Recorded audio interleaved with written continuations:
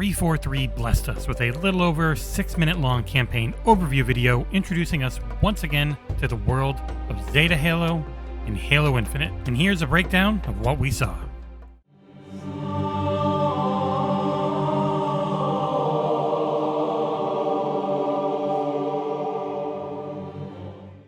Things start off with the Chief holding out his hand as a hologram of a Halo CE-style purple Cortana is displayed above his palm. We see the hologram fade away as nothing more than a distant memory.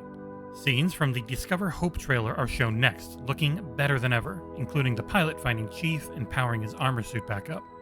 The Banished have won, and humanity is on the ropes. The music swells with the classic Halo theme as we are introduced to the weapon. As Chief launches himself off a Pelican, it is immediately clear just how much better looking the game is now than it was back at E3 2020. Multiple Banished and Forerunner structures are shown, including what appears to be a downed Guardian in the background.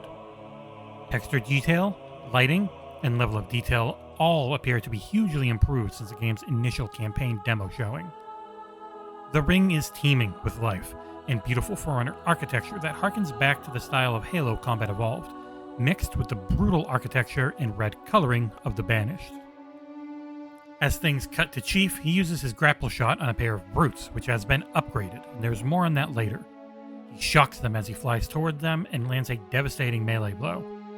The narration begins describing this as the biggest Halo campaign yet, one filled with true freedom. As we see a Banished Banshee take flight, it's easy to see that this should be by far the biggest sandbox yet in the franchise. It appears there may be multiple setups for vehicle control as well, as it's either a cinematic camera for this video, but the Warthog driving does not seem to adhere to the normal Halo control scheme of going forward wherever the camera is pointed in this scene. The first mission of the game is to locate the weapon and try to determine what has happened in the 6 months that have taken place since the UNSC was defeated and Chief was left adrift in space. A brief cutscene shows Cortana looking similar in face and model to her Halo 5 look, but in her Halo CE purple hologram coloring, and not the hard light body she used in the previous game. She also appears to be looking at a city which could possibly be the Forerunner capital city that Mendicant Bias attacked with the Zeta Halo ring after they were corrupted. The weapon then asks Chief just what Cortana had done to make the UNSC create the weapon solely to destroy her. In the recent Halo Shadows of Reach book, there is a plot device that would appear to be the basis for just how the weapon was created, and will be interesting to see if they mention that mission and just where Blue Team are. Next up is a truly enormous addition to the series. We are shown weapon and vehicle call-in stations, which appear to be available at forward operating bases that you can unlock, or FOBs for short. These are described as fast travel hubs and rally points for UNSC Marine support and provide access to vehicles, weapons, and, interestingly enough, weapon variants. Gaining Valor unlocks available resources at all captured FOBs. That weapon variant system sounds similar to what was available in Halo 5, where a small number of the Wreck variant weapons could be found in hidden areas of the map during the campaign. More beautiful vistas are shown, which showcase the vastness of the map, along with far more verticality than any Halo game has had before. As Chief flies above an anti-air battery, his Wasp is quickly taken out, but not before he's able to jump out and use a rocket launcher to obliterate the Banished beneath him. Just like the multiplayer beta, there appears to be no fall damage, at least not from the normal height you'd have in a Halo game, which should lead to some incredibly fun mid-air shenanigans. A beautifully ugly Jackal is shown aiming the new Stalker rifle, which is a mix between the Covenant Carbine of previous titles and the Covenant Beam rifle. Previously shown cutscenes are reshown once again, including Eshrum's hologram, which showcases a more finished and higher quality look to it. A cutscene shows off the viciousness of the brutes as one tears apart a door and heaves it towards Chief. After running towards him like a maniac, the brute falls to a heavy melee, and a beautiful Craig-like face is nowhere to be found. Hunters are back, though less wriggling worm-like than they were in Halo 5.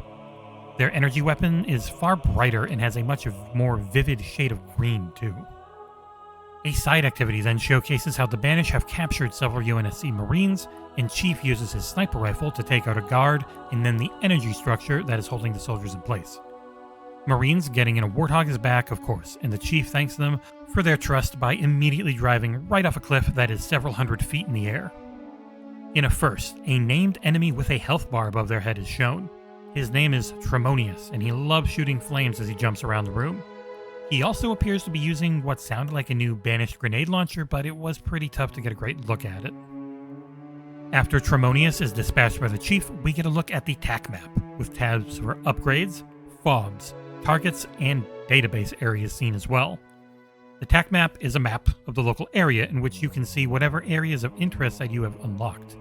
To unlock more, you must secure a FOB near it, much like the old tower system that Ubisoft drove into the ground.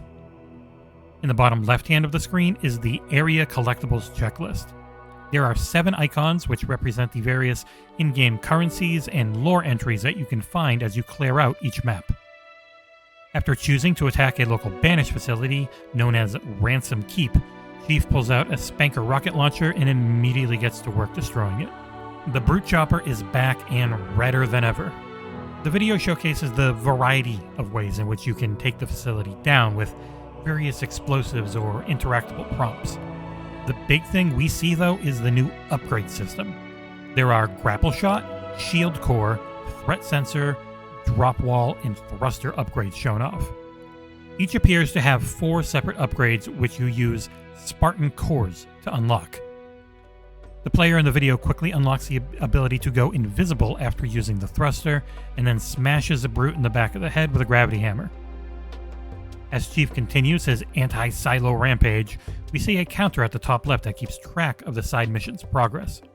After a little bit of tank action, Chief jumps into a Banshee and pulls off the classic battlefield maneuver as he jumps out of his vehicle, destroys one of his pursuers with a spiker, and then grapple-jacks the second Banshee, all while hovering above a damaged section of the ring, which showcases the black emptiness of space all around it. Next, we meet up with an old friend, Craig. Chief quickly murders him with a new shock rifle, as we're then introduced to the Skimmers. These are small, vicious little gargoyle-looking aliens that were mentioned in the recently released Halo Divine Wind novel. A sadistic Spartan killer, Elite, dual-wields energy weapons as he looks crazed when seeing the Chief. Finally, we get to meet the Harbinger, who was mentioned in passing in the E3 2020 demo by Escherum. After teleporting around, she punches Chief through a portal, tree, and into a rock, all while talking about how the Forerunners were liars and her time has come. Is a third faction imminent? She certainly didn't seem to be a member of the Banished. Things wrap up with a gorgeous cutscene featuring Chief jumping off an immense structure just as it begins to explode. After landing in the Pelican, things finish up nicely and we get to wait another month and a half until we can finally play this incredible looking game.